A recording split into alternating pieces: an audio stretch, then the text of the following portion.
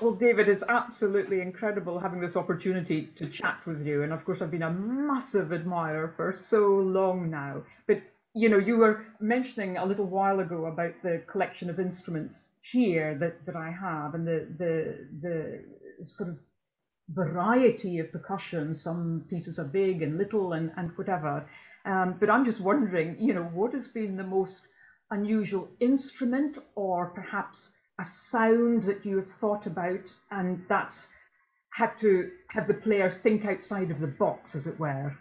Well, first of all, thank you very much for asking me to do this. And obviously, with you being technically a god, I'm extraordinarily flattered. But percussion is one of the most fascinating things. A lot of people will make things, and a lot of people will. I've seen stuff on YouTube now of people said I've made this, and it's, I don't know, they've got an old bed and they've hammered something to it, and it just sounds amazing. I've done some unusual things, but what's interesting is some of them I knew I wanted what I wanted the sound to be. Like when we did Dracula, I think there's two things at work here. One is the idea of Foley and sound effects, which that you were suggesting that percussion sometimes falls across that slightly grey area between is that music or is that sound. And I think we're seeing that much more and more in contemporary composition, is that the idea of sound design in music has become a much bigger aspect of what we do. I think there's two reasons for that. One is it doesn't get in the way of anything. It can create an atmosphere without interfering with, I mean, everyone's very paranoid about interfering with dialogue, because obviously dialogue is hugely important. Being able to hear the actors is hugely important. And sometimes music, like, if you write woodwind, if you write clarinets and flutes when someone's talking, that's the same frequency. And so they immediately are having a fight. So we try and avoid that when people are talking. Strings are great for that because they can sit behind almost anything. But this idea of sound design, you can kind of create these sort of ambient, textural, moving, analog things which feel like they should be a sound of something somewhere, but they're not. And that's great for creating a certain sort of atmosphere which can be unsettling. And in Dracula, I wanted to do a couple of things. I wanted to have sort of relate to the story. So blood, definitely blood. And percussion-wise, coffins, which I know you'd like. Hitting coffins. I mean, the thing is, you don't need to hit a coffin to have this sound. I mean, you could do it with a box, but there's something nice about doing it with a real coffin. And the other thing we did was with like wine glasses that you put water in and rub your finger around the rim. Did some of that with blood. Now, in a way, these are kind of showy, kind of PR things in a way. That sound wasn't that different with blood than it was with water, but it was fractionally different, and it's a bit of a story. But the most effective one actually was the screaming baby choir, which I realise isn't percussion, and hitting wasn't involved. I did get the sound guys to send me there was a scene where there were babies who were crying. So I said, can you send me your most distressing child crying sounds? And we sort of turned that into like an organ. And that involved like stretching it and filtering it and pitching each of the screams. So there was this awful kind of human, you have a response to it which you can't escape from, like a child in distress, but it was musical. So you could do the job of playing music, but it would also really upset people. I mean, I could have upset them just by writing worse music, I suppose, but anyway, that's not technically percussion, but we're in the sort of same area. When we did Casino Royale, there is an enormous chase sequence in Africa that starts that film. And in order to write that, knowing the vast array of sort of African percussion that there is and the voices that it has and the energy that it has, in all the frequencies, I would do a very rough kind of loopy, played-in guide. So it would be very unadventurous, but it would rattle along for, because this thing's like 11 minutes long. And I knew it's all going to be played by hand, so I'm not going to spend too much time actually, getting every note put in. So it would be it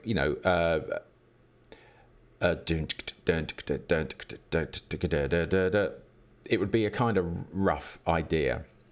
And then I get in the studio with our percussionists, and had a specialist percussionist called Pete Lockett. I don't know if you know Pete, but he turns up with bags full of things that I don't even know what it is. I mean, it's like he's had supermarket sweep in a graveyard and a car wreck. It's like, I don't know how he does it. He just gets things from everywhere and he makes stuff. But he's got tons and tons of sort of ethnic percussion. So he had all these different drums came out, and one by one he starts layering up this track. And he was the one who actually introduced me to the dried goat's testicles shaker. Have you got any of them? Well, I'm inclined to go with the goat's hooves rather than the testicles, perhaps. Well, maybe you should try it one day. I'll ask Pete if I can borrow his. Yeah. Can I borrow your testicles, Pete? But he is amazing. So those things, it's like I'm constantly surprised at things like that. But when you hear them, it's like, well, it's doing a job which is actually quite a simple job, which is basically marking, in that instance, like marking quaver beats in a bar. But if you're doing a Latin thing, then there is a certain sound if you're playing quavers in a bar, which just makes it feel Latin. Part of it is the energy of where the beats fall, but it's also very much the sound. And these things felt so earthy, and in a way taking you right back to the basics of percussion, the elemental sense of, when we began to communicate with each other, we communicated with music, whether you like it or not. That's the truth, because speaking is monotone music. If you think of an opera, and there might be a part in an opera where the speech all does this in order to get the words in, and it's all at the same level, but behind it the orchestra is harmonizing this in a way. Talking is just that. I mean, if you decided to ask your next question to me in a monotone and I put music underneath it, it would sound musical. So it's music. It's a pitch. It is a pitch. And we have some kind of jaw thing. Something's going on there which relates back to a musical heritage in our communication, rather than necessarily just sort of verbal or words. And then, of course, percussion has to be the first thing that ever happened musically beyond us speaking or singing. It must be. And I mean, it's interesting because, I mean, if we think about the cinematic experience of sound, and I don't know how it is for you, because I don't know if you go to the cinema and you sit there and you can't necessarily enjoy the film because you might be concentrating on the music, or maybe you're quite, free and happy. Possibly, in the same way that if I go to a percussion concert, I kind of know what would have happened behind the scenes and what it feels like to play those pieces, and it's difficult to relax. But one of the things that I find when I do go to the cinema is that all of the senses are fed. And so when you mention, the teeny little rattle or a shaker or something, the layers of that one thing just seems so magnified in a cinema experience. And that's one of the things I really love. And, do you feel as a composer, with the explosion of surround sound and all of that, where do you see the sound of the cinema going in the future? What can change from a public's perspective? Well, technically, things change all the time. I mean, to a certain extent, I hanker back to the stereo days when there really wasn't that much sound. If you listen to like the classic movies of the sort of 60s and 70s, the soundtrack for that, they're quite bare. There's not really that much going on. There's lots of silence. People weren't afraid of silence. There didn't have to be background outdoor sounds going on constantly. If someone gets up, we didn't necessarily hear the rustle of their trousers and the creak of a leather jacket and every single footstep and like turn of the head. But you do that now. If you go to a soundstage when they are mixing a movie, there are 6 or 7 Pro Tools rigs, these multi-track digital recording systems that have got hundreds and hundreds of different effects on. And so it takes days to pre-record just those things. Some of them are doing the atmospheres outside of your environment. Some of them are doing the atmospheres in the environment. Some of them are doing the specific spot effects, like moving a jacket or picking up a cup of tea. And then you've got the music as well. So there is a huge amount of competition now for the limited amount of space that we have. Now, when they got to surround sound, that kind of helped a little bit, but everyone takes advantage of it at the same time. So instead of the sound just coming out the top 2, now you've got it coming out everywhere. And so music has to do the same thing. So we mix in surround, but it's still competition. And so it's a bit like a motorway and traffic, isn't it? The more lanes you build, the more they're just going to fill up with cars because there's space there that you can occupy. Now that increases the realism of it, but for storytelling, I'm not sure that that's always the best approach, because film is one big long lie. Effectively, the whole thing's a con. You're asked to believe it in sound, but you're still looking at someone who is doing what they're doing in front of 50 crew, and there's 3 people have been in doing their hair and makeup before the shot happens. There's 20 lights on them, and whatever post-production effects. So we know it's a con, and we don't mind it because we like being told these stories and we like believing in it. So now we have Dolby Atmos, which is the latest one, where you've got speakers in the front, left, center, your subs for the sort of boomy stuff, surrounds around the side walls, rear across the back, and now in the ceiling as well.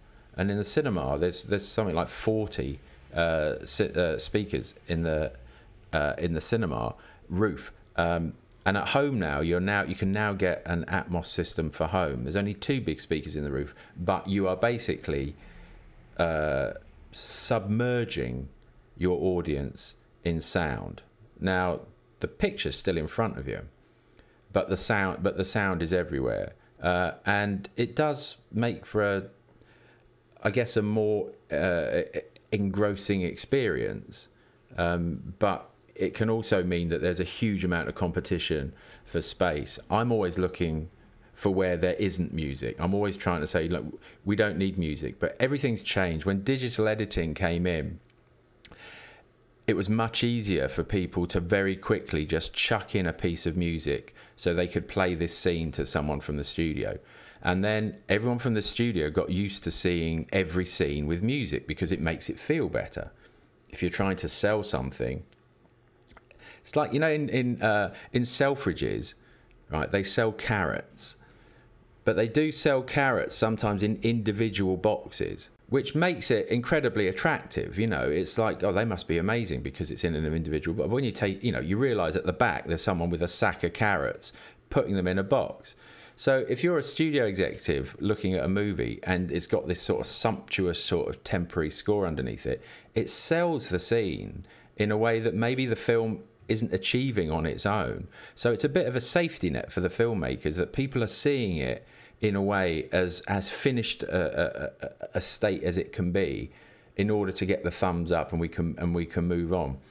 But that can sometimes lead to the entire film being full of music, and then when you're trying to construct the arc of it in musical terms, it can't all be full blast, from start to finish. Then it has no effect whatsoever. But when you take it out, then everyone's worried that there's no music there. So that can happen. But I think when we say that, we're mainly talking about Hollywood films.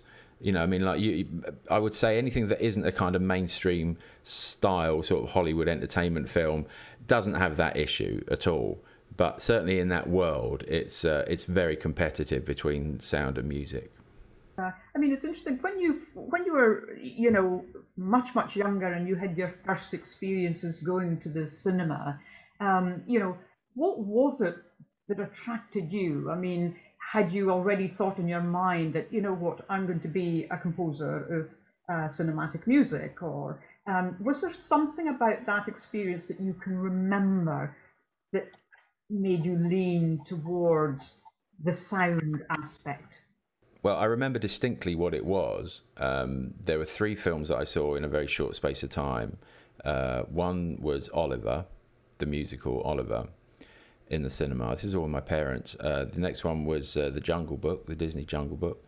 And then it was You Only Live Twice, the Bond movie. Now, all of these films, incredibly distinctive visually, incredibly distinctive musically, and all of them very, very strong on songs. You know, I mean, I know the Bond movie's only got one song in it, but if you're going to talk about movie songs, then basically Bond songs are the top of the pile, I suppose, aren't they? All of them sort of beguiling and enchanting in different ways. Oliver was just a brilliant piece of storytelling. I mean, it was just such a beautiful piece of storytelling. And with a child at the centre of it, you connect with that, you know, very obviously.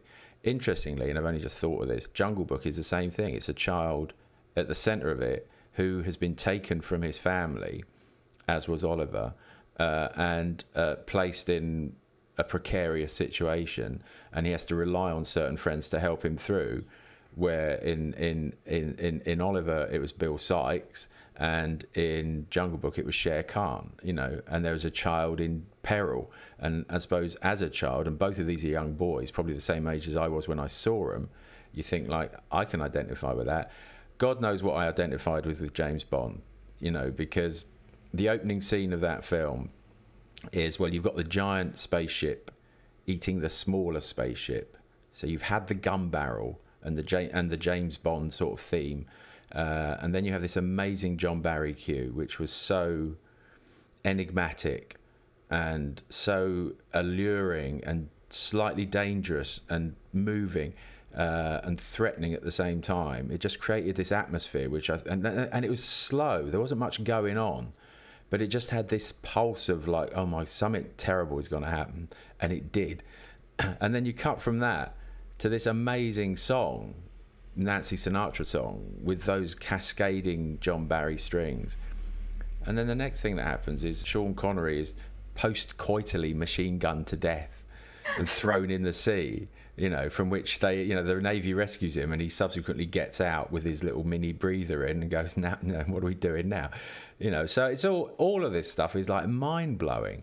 But the feeling that I got when the images and the music hit me, I found it so incredibly unusual, especially when you're in a room with a few hundred other people. And in those days, cinemas were much bigger, and there were far fewer films. So each one of these was like an event movie. Now you have an event movie 3 times a week, but then they were genuinely rare events that something so extraordinary would happen as like those 3 films did. And I saw them in different countries. I saw 2, I think 1 in Dublin and 2 in Luton, where I was born. And the feeling, the kind of being overwhelmed by it, but also completely drawn in to it, to the point where you are so in the story itself and somehow in the web of the storytelling process that this film has managed to achieve. I wanted to be part of the thing that made me feel like that. And when I got to school, and I had brilliant school teachers, brilliant music teachers who were so enthusiastic about music, I'm thinking, like, why are these grown-ups, generally grown-ups don't get excited about much that I was interested in, but why are these grown-ups so incredibly excited by music? Why, when they hear something musically, do their face light up and they want you to understand it as well. They kind of wanted to grab you by the hand and say, come with me, because this world makes you happy, you know.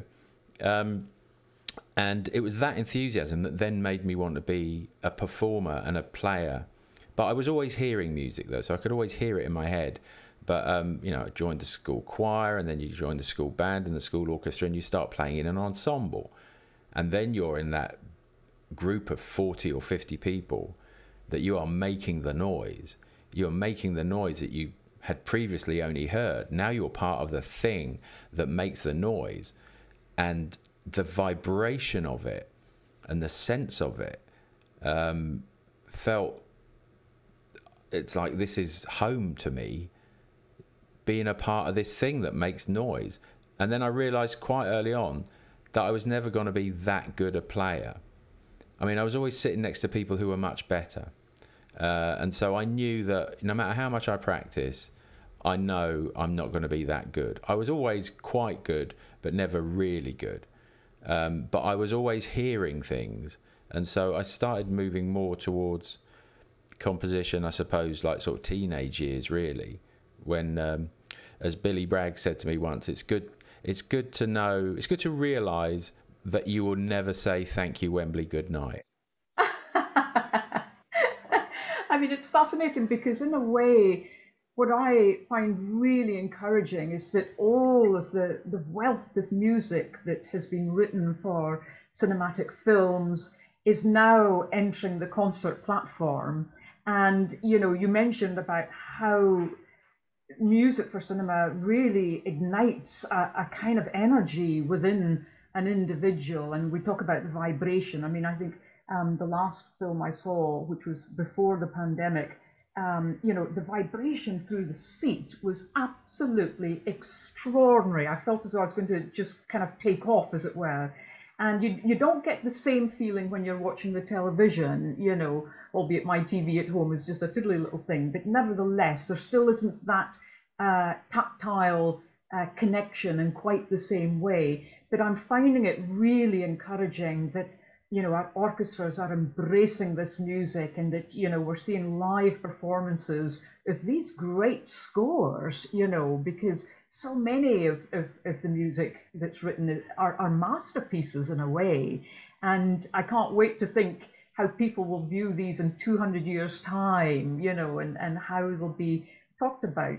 So, and it's fantastic with your journey, how, you know, you've embraced the concert platform, you've embraced the cinematic experience, computer gaming, you know, TV documentaries, the whole caboodle, as it were. You know, it's quite remarkable, really. Well, it's interesting with, because I've always liked all sorts of music. You know, I don't necessarily, I mean, I've got a few favourite artists, but I'm much more a lover of the song. And I've thought about this quite a lot. And I've come recently, I think, to the conclusion that song is the finest of all art forms because of the portability of it. Because if you're going to see a great piece of artwork, you've got to go somewhere to watch it. If you're going to go and see theatre, you've got to go somewhere to watch it. If you're going to go and see a band, you've got to go to somewhere to watch. But with a song, you can have it anywhere. You can experience it anywhere. And you can be a part of it anywhere. You know, you can sing it yourself in your car. It's where everywhere you go. It's in your house. It's in your car. It's when you're walking now. And I love the kind of the fact that, you know, like all the best songs somehow hark back to great folk music somehow. You know, the things, the handed down melodies, the things that ordinary people, and when I say ordinary, I suppose I mean everyone that just hasn't been educated formally in music, would just instinctively come up with. You know, they would find the next note which felt the right one to go to, and they would sing that, and that would lead them on to the next one. And there was something very human about the organic discovery of these classic old folk melodies. And I think that those things are the most inspirational and the most beautiful and the most affecting melodies. And I mean, I love melodies. And that's what I always try and do when I'm writing. And so I don't really necessarily feel that, I mean, I've done films, I've done TV, I've done radio, I've done theatre, I've written a musical, I've made records with people. And I just want to do, if it's something that I find exciting and interesting, I would do it, and it doesn't matter what that is. But it's interesting, in terms of orchestral music, it feels like there is a sort of move away from considering the orchestra as purely a classical device, and that, you know, the kind of absorption of orchestral approaches into record making. You know, even the proms will have, you know, the Ibiza dance anthems with, you know, orchestral versions of it. And what does that do? It brings people to the proms who would never go to the proms, who have never seen an orchestra before, but who love that sort of music. And they will be exposed to the brilliance of 95 people giving a performance unlike anything else, you know, making a noise unlike anything else. But in film, it's interesting that, you know, there is still a sort of market in film for symphonic writing. I mean, it's changing. It always changes. It always has. But it also kind of platforms very unusual kind of orchestral approaches. You know, like Mika Levy's score for Under the Skin was so avant-garde and so unusual, but organic and formal in to a certain extent. You know, that's the sort of thing you might never ever hear. You know, it's a difficult one to you know, for new music to be heard. It's finding a home now in film a lot of the time. You know, contemporary composers who don't write in a purely sort of symphonic way are finding a place for their music to go in film, and the extension of that is that they can then perform that with the film as well. And it brings me back to the great days of watching cinema in a big room with a lot of people. I mean, I've done a couple of my films performed with an orchestra live, and the thing that I find most exciting about it is, well, A, you forget that they're playing because they're so good. You just watch the film and it's all of a sudden, but there's this added dimension to it, is that you're watching a film with like 3,000 people. And I remember when I was younger, the cinemas were much bigger. Generally, they were much bigger. So even in Luton, you know, they were like 1,000-seater cinema. Now it's like a couple of hundred tops. But to be in a room with 1,000 people watching a film and having that reaction with them, that great social exchange that happens, is a sort of theatrical experience to a certain extent. And putting an audience with an orchestra and therefore drawing a bigger audience into a bigger venue lets you look at a film in a slightly different way as well.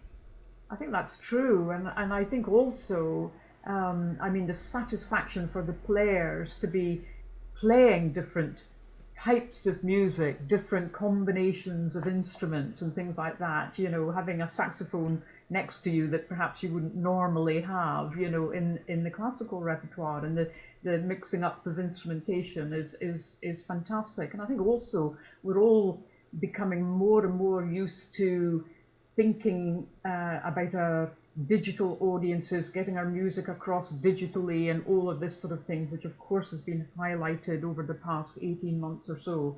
And in a way, people don't necessarily have to play a musical instrument themselves in order to create really great music for many different platforms. I agree. It's interesting how music affects your mood, affects everyone's mood. And I, a couple of years ago, did an actual experiment with a brain specialist. Her name is Professor Sophie Scott, and she is an expert in how music and laughter, actually, and comedy affects the brain.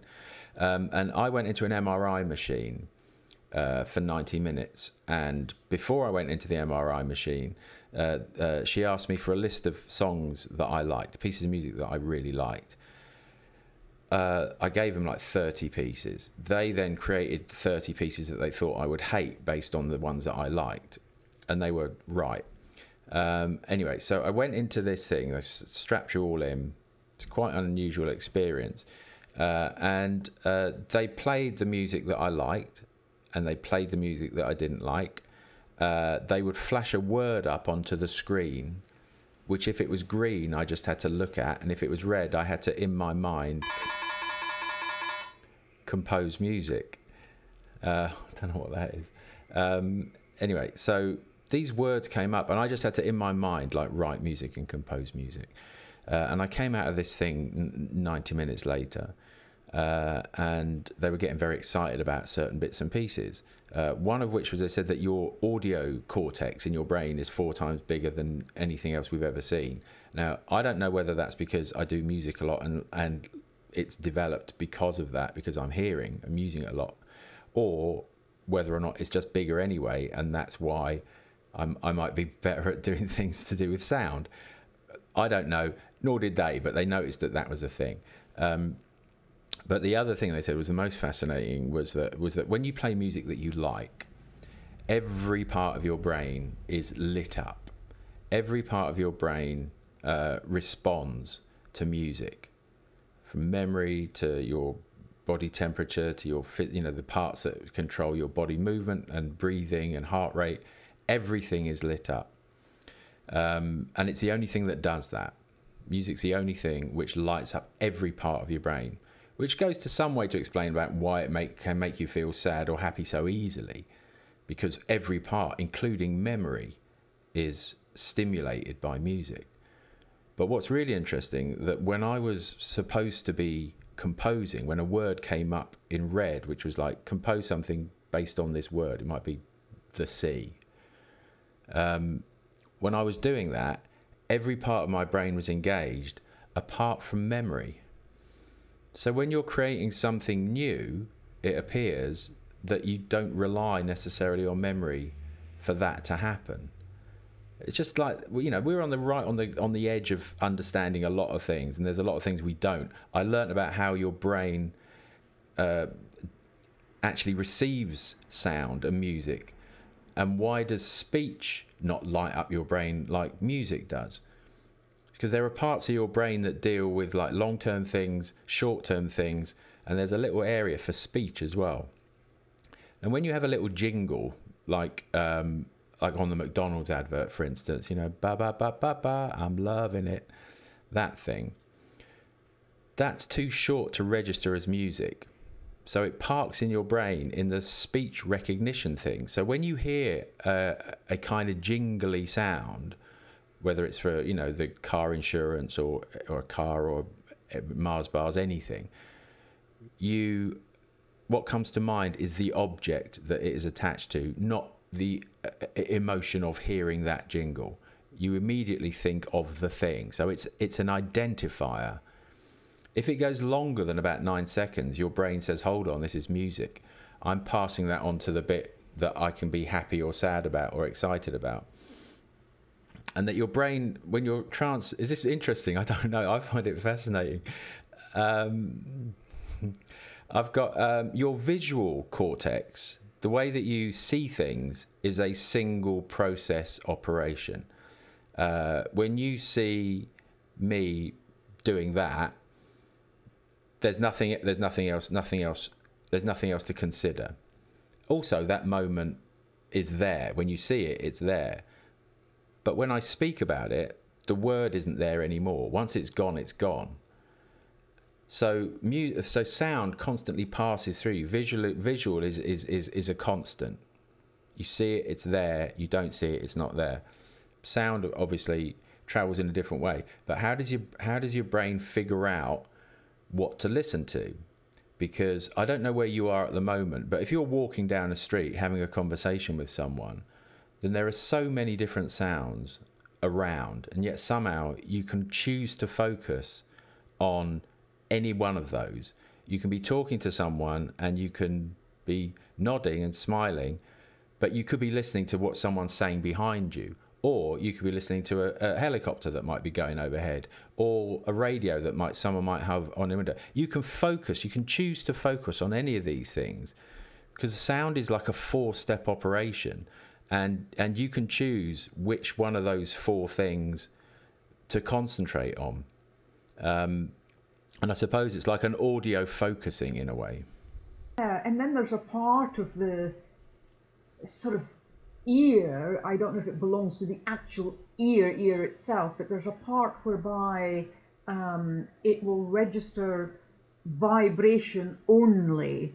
So, and we can all do this, no matter what your hearing level is. And so you might find a person who's been born deaf can actually feel the rhythm of something, or feel a pitch and respond to that, not on what they're hearing or not hearing, but on what this bit of the body picks up, which is quite fascinating. And going back to the sensation of being in a cinema, and whereby all of our senses are ignited. It's hard to just say, well, I'm only going to listen to the music, or I'm only going to watch the screen, because it is all there in equal forces in a way.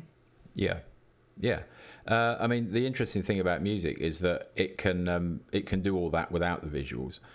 So I know the additional part of it is always very exciting, but it will do it without it, and you'll be fine without it. But I mean, that's the glory of cinema, isn't it? You immerse yourself in this experience, and what I've always loved about it is that the audience is, I'd say, generally there. Some people have, it's a little bit wayward from time to time, but generally people go there to concentrate on what's in front of them, and they allow themselves to be open to the visual and the audio aspect of what it is that they're doing, and they want to like it. So all you've got to do is give them something to like. But I love the fact that it's not a combative thing, unless the work isn't very good. But you've got a group of people who have arrived at this place with a kind of common understanding that we're going to shut up and let this thing happen to us and experience it as a group. Now, you don't necessarily think that's what's happening when you decide to, take your other half to the films, but that's what you're doing. You are entering into this kind of nascent agreement with strangers that you're going to go into a haunted house. I mean, it's extraordinary, really. Is there a film that exists whereby you wish you had written the music for? Well, that's sort of saying two things. One is, do I wish I'd written it because it was so good, I wish I was that good? Or do I think that the music is so bad that I could have done better? So I have to say, in all honesty, no, there isn't, because I think, when you have an experience with a film, good or bad, it is what it is, and if it had a different score, it would be a different experience. And I'm not really interested in going, I wouldn't, in practical terms, I wouldn't be interested in doing something that's already been done, unless it was some sort of documentary or educational thing. But I suppose it's like, I don't know, what would it be like asking someone to climb Everest by exactly the same route as someone else did, just because someone else did? I'm not sure. There isn't. I mean, I've got lots of films whose scores I think have sort of transcended the films, and I think of those ones that kind of create a genre of films all in themselves, like Morricone's spaghetti westerns. Before he did that music didn't exist, and John Barry's kind of spy things, and then his big wide open space kind of Dances with Wolves, Born Free, kind of yearning, soaring. He creates the sound of something that wasn't there before, and it's fascinating that can happen with just one score. All of a sudden it can just make something like Beverly Hills Cop. Yeah. Beverly Hills Cop meant that for the next 5 years everyone was writing like that. When Hans Zimmer started, making his approach to sort of action scoring, I mean, that still is a benchmark, that everyone needs it to sound like that, because this is how these things sound now.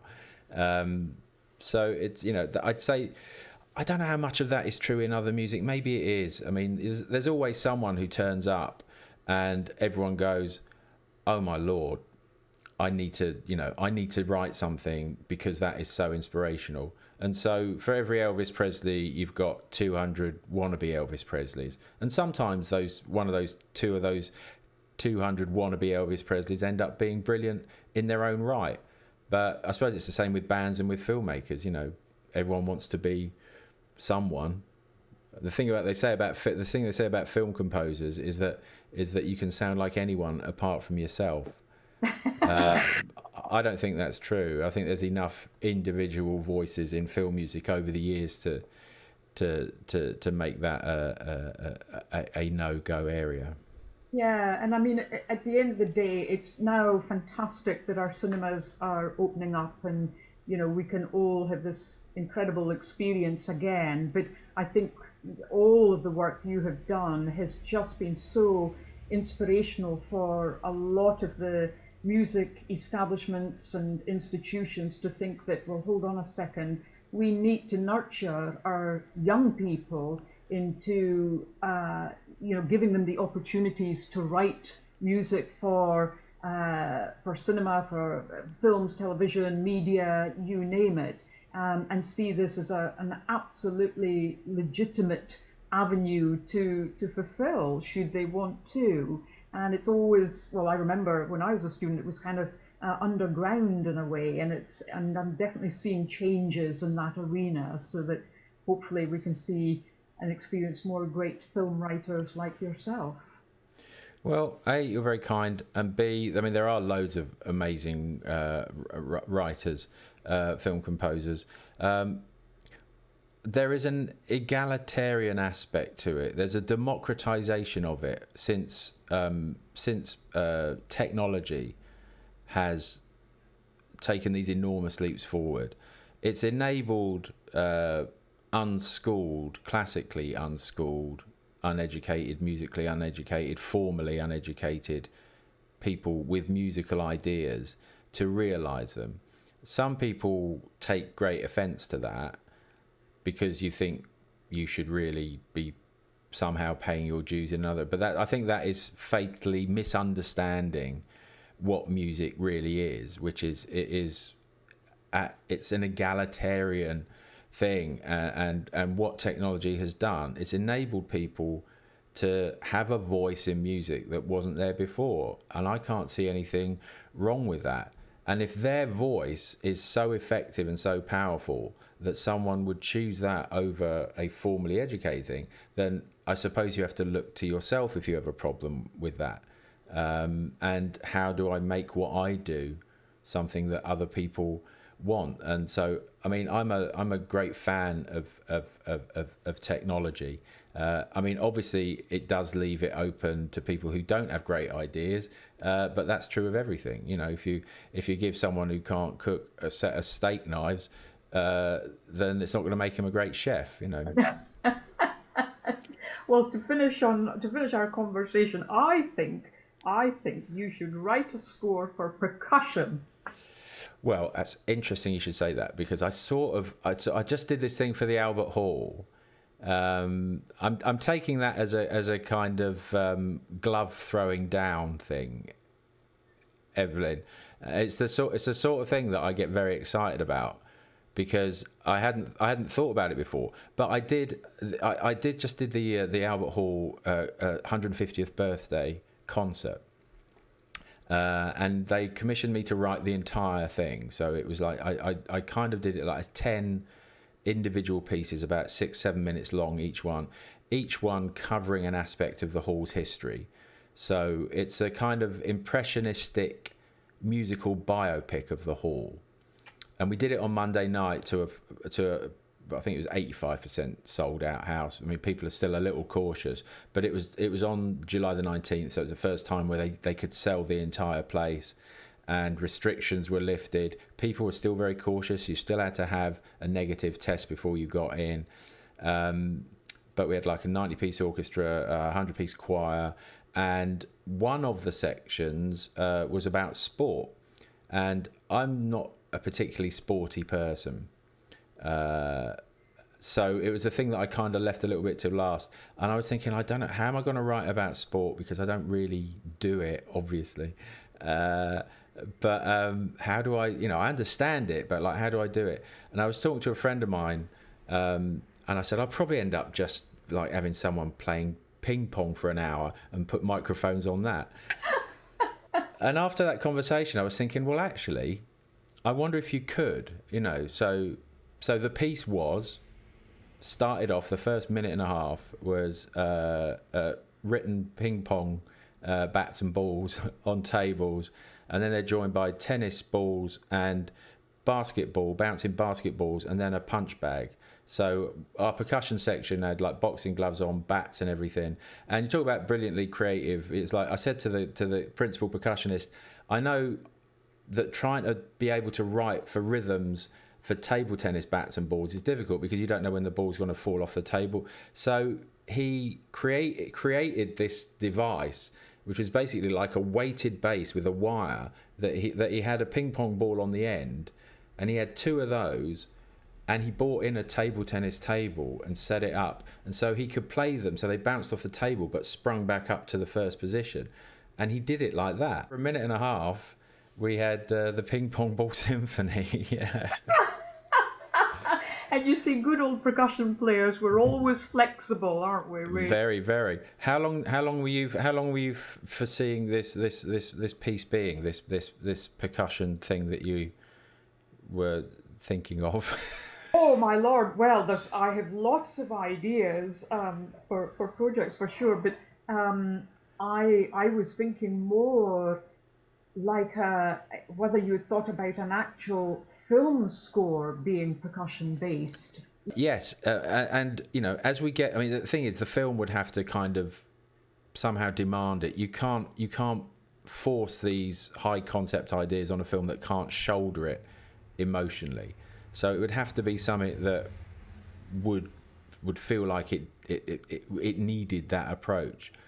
But I think I've done lots of films where I lean so heavily on percussion doing the heavy lifting, and I do love it, and I do love being in rooms like you've got, because you know, as a composer, when you pick up something and it's like you've never heard it or seen it before, you immediately start thinking, how can I use that in a piece?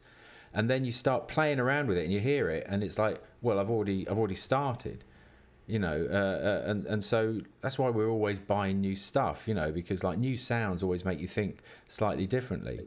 It's like yeah, guitarists and guitars are a bit like supposed to be like women and handbags, isn't it?